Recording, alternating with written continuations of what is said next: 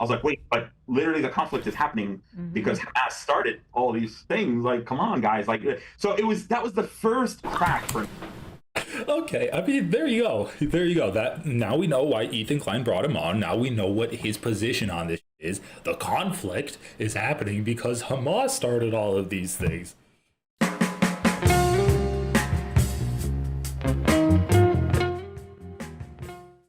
Hello, Ahmed. How are you? Thanks for calling. Yes, of course. Thanks for having me on. Hello. I'm very grateful for the perspective that you've brought to this from the very beginning, because I think I'm like you. I'm someone who's in favor of peace, who's in favor of Palestinian liberation, but also doesn't think that it's a good idea to erase it. The language that they deploy, the co-signing the violence that you're seeing now, and it's like, What the is he talking about? His brain's scrambled. He doesn't know what he's saying. He doesn't know if it's.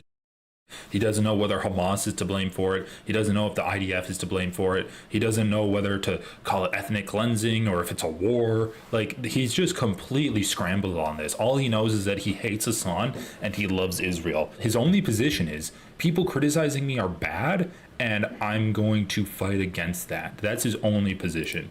I wanted to finish reading this guy's bio because this is going to inform us about him. Yet I and many others, especially those who are silent or are forced to be quiet, struggle with finding a political home in today's pro-Palestine movement.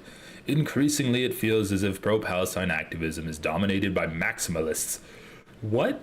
I think it's dominated by people calling for the end. When did he write this post?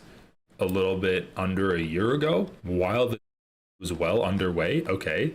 One to all of historic Palestine and other zero-sum positions and approaches. Zero sum? Saying that land back and the right to return, that's a zero-sum solution? What the f are you talking about, bro? Slogan-driven voices and narratives. There is a lack of pragmatic and humanistic ability to hold multiple truths at once. What are the multiple truths? The multiple truths are that Palestinians shouldn't be killed, but also Israel should be an ethno-state. You're right, that is a contradictory position. And to advocate nuanced and color-rich positions and views that are not... Bro, this man cannot shut the up. He has diarrhea of the mouth. Nuanced and color-rich positions and views that are not black and white. Color-rich positions that are not black and white. I honestly hate people like this. I hate people that just jerk off to the sound of their own voice. Does this man have a podcast? Supporting the right of Palestinians to a sovereign and independent state living in peace side by side with Israel. Already, there is no living side by side in peace with Israel. That's just completely ridiculous right off the bat. Condemning Israeli government actions, policies, priorities, and decisions that kill, harm, and undermine or oppress the Palestinian people. Okay, fair enough. Like, nuanced to oblivion, but criticizing and decrying the conduct of the war in Gaza. I mean, the war in Gaza, like, do I need to read more? I would love for him to be critical of Ethan Klein here and actually call out the fact that Ethan has said the dissolution of Israeli borders is the Jewish people. Call out Ethan Klein for never actually platforming the deaths and the destruction that the Palestinian people have endured during this like 18-month long. Maybe he can actually bring up some of the plight of the Palestinians that they're currently experiencing on his interview on the H3 podcast. Anyone who's isn't black and white just gets absolutely, annihilated in the court of public opinion these days. Has that been your experience? Okay, so I did correctly call out what Ethan was going to say. He's like, you spend all the time getting like lambasted for having a nuanced perspective on this. Absolutely, man. As someone from Gaza, someone who's lost family members, someone who has actual war injuries from having grown up in the Gaza Strip, the fact that I'm able to, and people talk about nuance, but no one actually walks the talk. No one actually understands what nuance means. No one wants to hold multiple truths. No one wants to talk about the fact that you can be pro the Palestinian people's just and urgent aspirations while also rejecting an Islamist death cult. Also rejecting an Islamist death cult. If you're talking about Hamas, they're resisting against Israel, okay? So if you want to call that a death cult, then I guess just being Palestinian in Palestine is a death cult. That has been a complete disaster for the Palestinian people, far more than it has been a deadly menace for the Israelis. Yes, of course, It has been for Israelis. Blaming Hamas for Israel's actions in Gaza, that's what he's doing right now. Hamas has been a disaster for the Palestinian people, rather than being a threat to Israel. 90s during the Oslo process, in the 2000s with the Second Intifada, certainly with the rockets when they took over, and then October 7th. But I would argue that Hamas has been a far more menacing threat to the very existence and welfare of the Palestinian people. I mean, what is this argument? He's saying that Hamas has been more devastating to the Palestinian people than they have been to the Israelis? Care to substantiate this argument at all? Are you going to explain why? So he's just immediately comes out and he starts doing victim blaming. I mean, imagine this in like the context of a sexual assault that took place. Oh, I see you're wearing like a short dress that shows a lot of skin. But do you realize that that short dress has harmed you way more than it actually has helped you? Who was doing the harm? The dress wasn't doing the harm. I mean, what the is this? What the is this talking point? Those multiple truths immediately erases my heritage, my pride of my Palestinian background. I'm a spy, I'm a Zionist, I'm a traitor, I'm a sellout, I'm a bootlicker, I'm all of those things. And I've appreciated the fact that you, among other allies across both the Jewish community and non-Jewish community, have really been seeking to... Is Ethan part of a Jewish community? Those of us who are trying our best to be pragmatic, be moderates, be reasonable, be about our people's rights without promoting terrorism, which is very sexy nowadays among some in the circles, which is despicable. One thing that after October 7th that really... Without promoting terrorism? Bro, you're saying the Palestinians are getting their asses kicked because of Hamas. You're the one promoting terrorism. You're saying that everything the IDF is doing is justified. What the... That they're doing terrorism. They're doing... Terrorism was a part of that in Gaza. You're the one promoting terrorism. Bro, I'm losing my mind. Shook me, was completely unexpected, was the outward support for Hamas, like immediately after. Because like I always had this understanding, like, oh, everybody knows they're God, give me the support for Hamas. And they're terrorists, right? But then after October 7th, I had my co-host, Hassan Piker, I came on here to be like, dude, isn't this crazy? And he's unable to say a bad thing about them. The audience is in full support. It seems he's unable to say a bad thing about them. He said that the violence on October 7th was horrible, right? Where did he support the actions of Hamas? To be in full support of Hamas, and I didn't even consider that a possibility. I was like a completely reality shattering for me when I saw that, and it's continued since then. It's really something, Well, you just hit on basically why I decided to put myself forth. I worked for an international philanthropic organization and research organization focused on Africa before October 7th for the last 8 years, and I've maintained my contact with Gaza ever since I came here, and we can get into elements of my story later. But while I've been on and off involved with what you would call the mainstream pro-Palestine movement, I had stepped away. But I was shocked myself that in the past, at least there was the pretense, and I'll be honest with you, like there was the pretense, a goodwill effort, or at least a recognition of saying, well, I'm not down with Hamas, but the blockade. Well, I'm not down with Hamas, but Israeli policies. No, I'm with the Palestinian people. I don't support Hamas and there were tiers of that, right? Mm-hmm. And then on October 7th, I would say something flipped, something really shifted. But I want to share though, before October 7th, going way back, there were he's a yapper, isn't he? Supporters for Hamas throughout the movement, but it was generally understood. They had to keep it low key.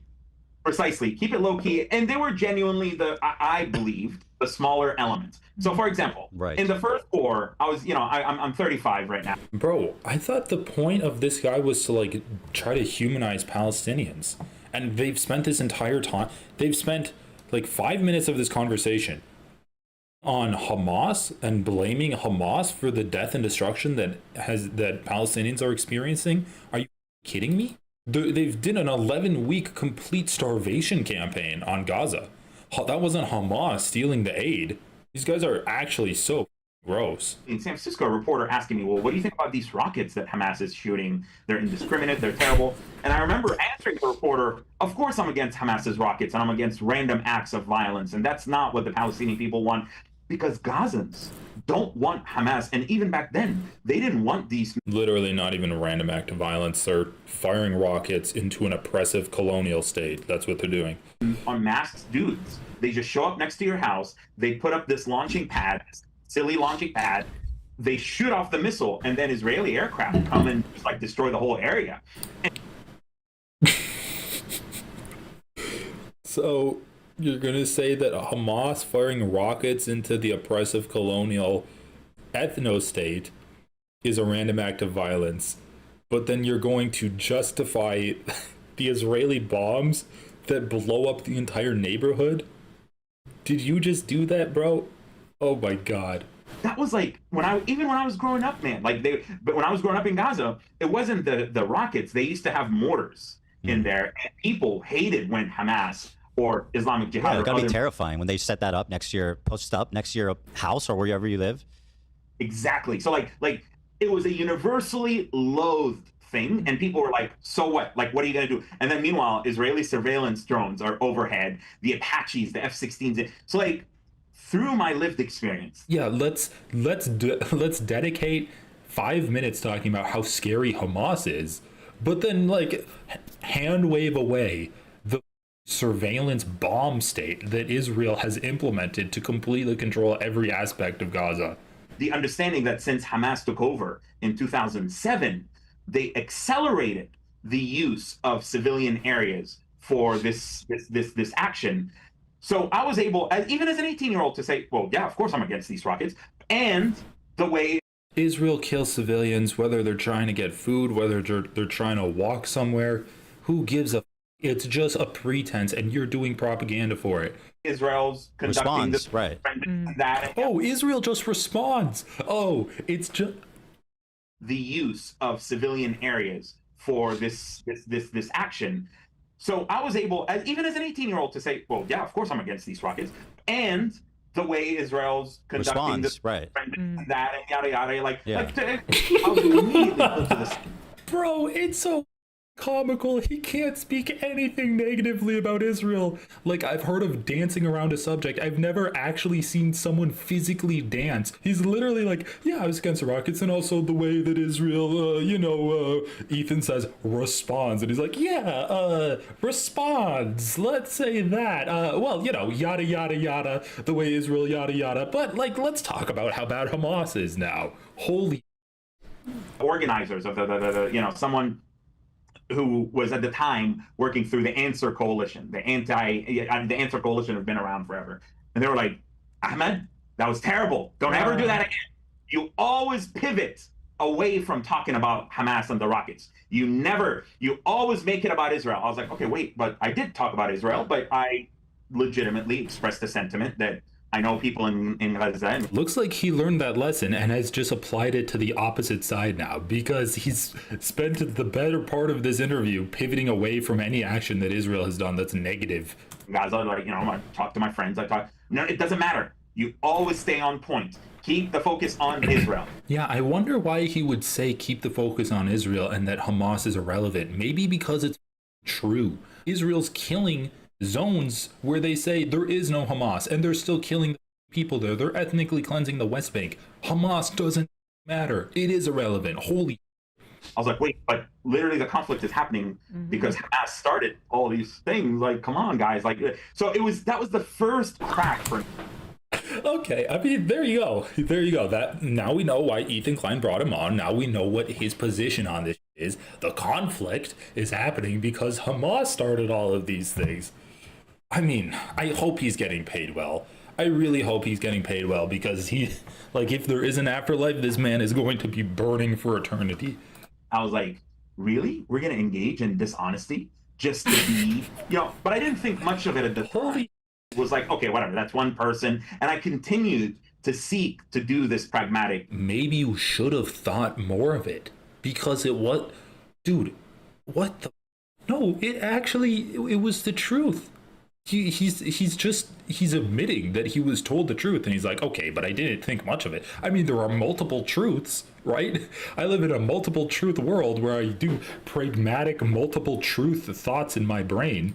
Yeah. look, Hamas is like bad, like Hamas is terrible. And I would get some funny looks, but for the most part, people didn't really give me a hard time. I mean, dude, what the are you talking about? You say, oh, I do talk about Israel. I don't only talk about Hamas. But you've only talked about Hamas here. You said Hamas is to blame for the war starting. Yeah, how much is this guy getting paid? But what I would say is that since October 7th, there's been a complete shift, man. Right. And I have a couple of theories to that. I think one of them is that, I mean, it's been like what, almost 10 years from October 7th since the last major war. And like that's enough time for enough of the younger generations of Arab Americans, Palestinian Americans, the pro-Palestine, the Muslim Americans, the pro-Palestine movement writ large. So you have a new kind of wave of younger generations. But the other theory is that I actually think because of the success, I mean, and I'm putting that in quotes, success, it was horrible, it's a disaster, but the initial success of the attack of October 7th, I genuinely think that some people were like, oh, well, maybe armed resistance isn't so bad. Maybe it can work against a much more powerful adversary like Israel. Little did they know that like within 8 hours, like... Dude, this is something you're going to hear a lot of when you encounter a Zionist.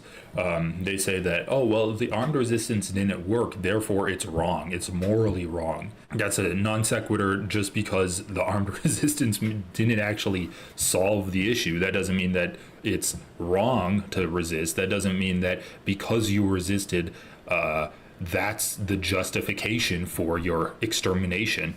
To say that whoever's powerful is in the right and whoever's, losing, they're morally wrong, they're morally reprehensible, they're lesser than the people that are killing them. That's just like straight up fascism, which I love the idea that Ethan has mainlined fascism into the veins of his audience and they don't even know it. That the bombardment began, so like it was a complete failure. And then number 3, and this is where I get in the most trouble because people start thinking that I'm somehow this like far right crazy. Like I'm not far right, I'm not far left, like I'm a middle of the road. And me personally, I'll be honest with you, I'm a Democrat. I'm a registered Democrat. So, but nevertheless. Oh, I thought he was going to say he was a registered something else, but no, we'll go with registered Democrat. A lot of the insanity of some of the extreme woke left, and I'm not saying woke left.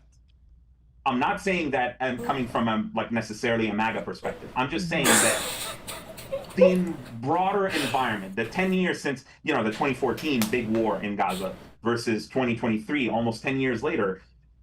Things in the Western world, and particularly in the United States, are different, such that like we don't have critical race theory in Palestine. We have now critical Palestine theory, and that is the Palestinians have no agency. Oh my God, he's really found the intersection of Republican grievance politics, where they just freak out over nothing, and being a capo for like a pro-Israel capo. Wow, he has truly triangulated being a shill for Israel in America.